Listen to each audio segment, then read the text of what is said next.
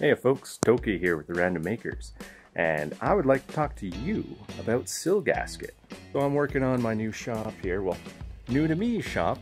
It's old and it has a lot of quirks as well as just, it's old. It was done before there was codes for this kind of thing, and as such, it's rotted out on the bottom plates all around the entire thing. So we're fixing it up for winter, and then in the summer is when we're really going to start working on it.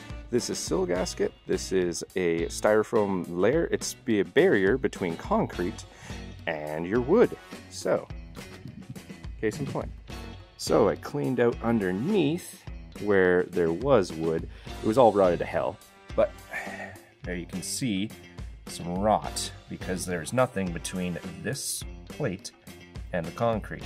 And concrete is, well, it's caustic.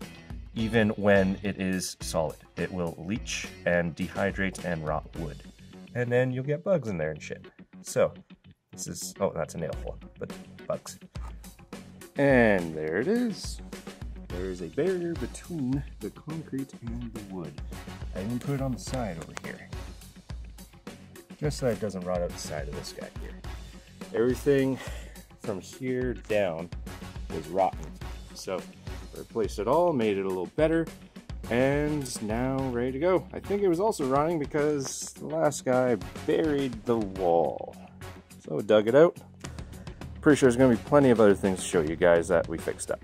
Alright, and when you're all done there, and you have this Sill Gasket left over, quick, easy way of keeping it all together in a roll, just take a roofing nail, just punch it through everything. And there it is, ready to store. That's it for today. Toki with the Random Makers. Have a good one.